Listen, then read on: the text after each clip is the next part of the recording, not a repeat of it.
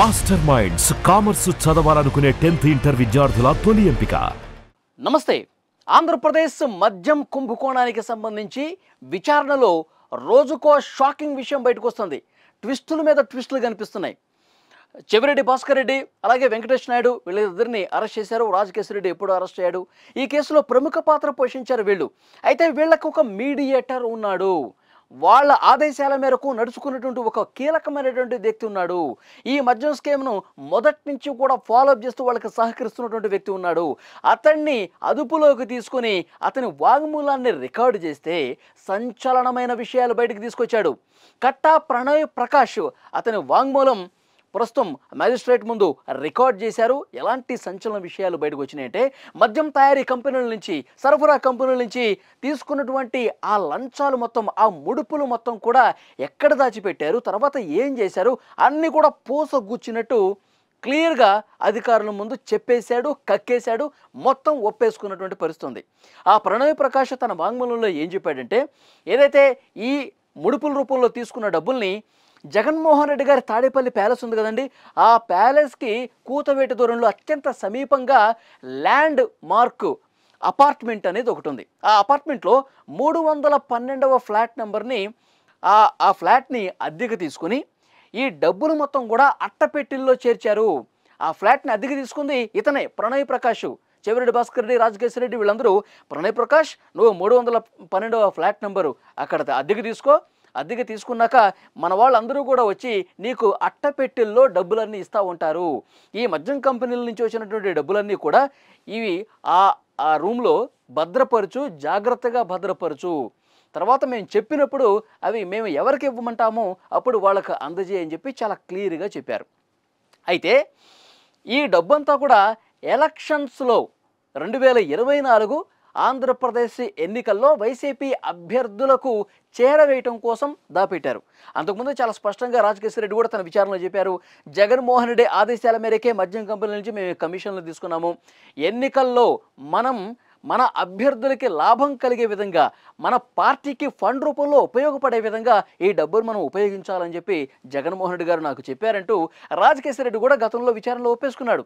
ఇప్పుడు క్లియర్గా అర్థమవుతుంది, ఆ 312వ ఫ్లాట్ నెంబర్ దగ్గరికి చెవిరెడ్డి భాస్కర్ రెడ్డి గారు కొంతమందిని పంపిస్తూ ఉన్నారు.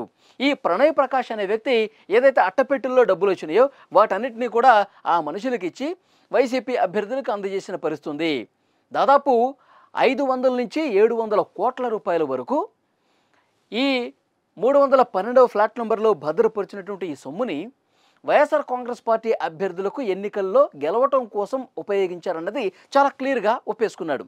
ఇంకొక ముఖ్యమైన విషయం, దాదాపు 1000 కోట్ల రూపాయల వరకు ఆఫ్రికా కంట్రీస్కి వెళ్ళిపోయాయి అని పెద్ద ఎత్తున చర్చ ఉందండి. ఎందుకంటే లోక్సభలోనే తెలుగుదేశం పార్లమెంటరీ పార్టీ నేత లావు శ్రీకృష్ణదేవరాయలు గారు చాలా స్పష్టంగా చెప్పారు, దుబాయ్కి, ఆఫ్రికా కంట్రీస్కి తరలించేశారు సార్, మా దగ్గర ఆధారాలు ఉన్నాయి, విచారణలో చాలా సంచలనమైన విషయాలు బయటకు వస్తున్నాయి, ఆంధ్రప్రదేశ్ మద్యం కుంభకోణం చాలా పెద్దది, ఢిల్లీలో జరిగింది చాలా చిన్నది అని చెప్పి పార్లమెంట్లో ఆయన మాట్లాడిన పరిస్థితుంది. అప్పుడే రాష్ట్రం మొత్తం కూడా ఒక్కసారిగా షాక్ అయింది.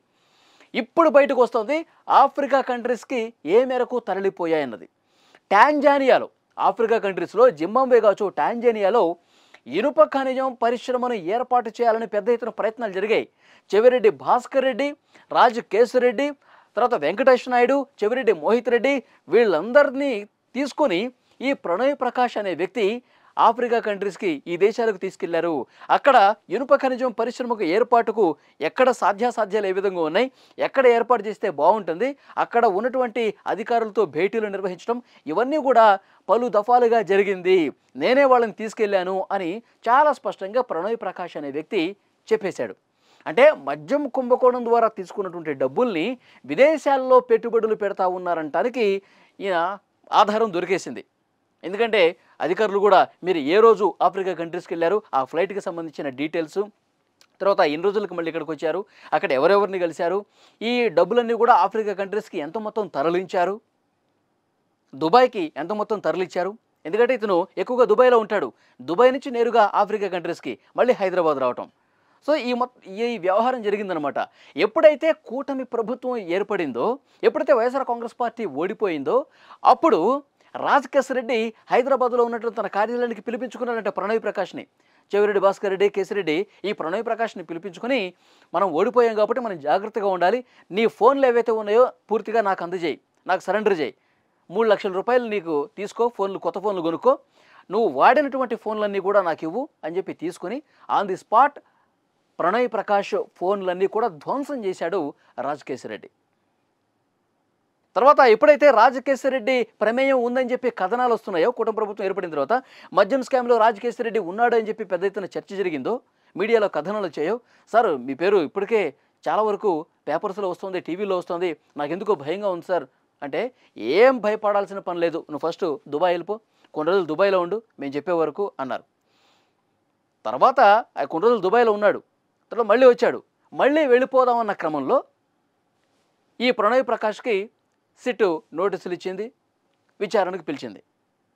కొన్ని రోజులు విదేశాలను దాక్కున్నాడు, ఇక రాక తప్పలేదు, సిట్ అధికారులు ఒత్తిడి ఎక్కువ అవుతుంది, ఏదో ఒక రోజు రావాల్సిందే. సో విచారణకు వచ్చి మొత్తం విషయాలు గక్కేశాడు. ఇక్కడ 312 ఫ్లాట్ తాడేపల్లి ప్యాలెస్ దగ్గర ఎంత డబ్బులు పెట్టారు, ఎవరెవరికి ఇచ్చాడు, తర్వాత ఆఫ్రికా కంట్రీస్కి ఎంత మొత్తం పోయింది, అక్కడ ఏం చేయాలనుకున్నారు, ఇవన్నీ కూడా పూసగుచ్చినట్టు క్లియర్గా చెప్పేశాడు. సో రాజకేశ్వరరెడ్డి ప్రమేయం చెవిరెడ్డి భాస్కర్ రెడ్డి ఆయన తనయుడు చేసింది, ఇది మొత్తం జగన్మోహన్ రెడ్డి గారి డైరెక్షన్లో జరిగిందనేది చాలా స్పష్టంగా క్లియర్గా పోలీసులు ఆధారాలు సంపాదించారు. సో చూద్దాం, ఎందుకంటే రోజుకు ఒక కొత్త విషయం, సంచలనమైన విషయాలు బయటకు వస్తున్నాయండి. మొన్నటి వరకు చెవిరెడ్డి పేరు లేదు. సో విచారణ చేస్తూ ఉండగా అప్పుడు చెవిరెడ్డికి సంబంధించిన ఆధారాలు లభిస్తే ఆయన అరెస్ట్ చేశారు. ఆయన యాక్చువల్గా శ్రీలంక పోదాం అనుకున్నాడు, కొలంబో వెళ్ళిపోయి హ్యాపీగా ఎంజాయ్ చేద్దాం అనుకున్నాడు. ఎయిర్పోర్ట్లోనే బెంగళూరులో పట్టుకున్నారు సిట్ అధికారులు. లుకౌట్ నోటీసులు ఉన్నాయి కదండి. సో డెఫినెట్గా అక్కడ ఎయిర్పోర్టు ఇమిగ్రేషన్ అధికారులు ఎవరెవరు ఎయిర్పోర్ట్లోకి వస్తున్నారో వాళ్ళకి క్లియర్ ఇన్ఫర్మేషన్ ఉంటుంది, ఎవరి మీద కేసులు ఉన్నాయి, లుకౌట్ నోటీసులు ఉన్నాయి, ఎవరిని అడ్డుకోవాలి, వాళ్ళకి సమాచారం ఉంది. సో అందుకే చెవిరెడ్డిని ఎప్పుడైతే కొలంబోకి వెళ్ళిపోదామని ప్లాన్ చేసుకున్నాడో ఎయిర్పోర్ట్లో నుంచి ఆంధ్రప్రదేశ్ సిట్ అధికారులకు సమాచారం ఇచ్చారు, ఆయన పట్టుకున్నారు, అరెస్ట్ చేశారు. సో ఇక్కడ క్లియర్గా మనకు అర్థమవుతోంది, వాస్తవాలన్నీ కూడా బయటకు వచ్చేస్తున్నాయి. ఎన్ని వేల కోట్ల రూపాయలు దోచేశారు, ఏం చేద్దాం అనుకున్నారు, ఇది మొత్తం కూడా బయటపడిపోతుంది.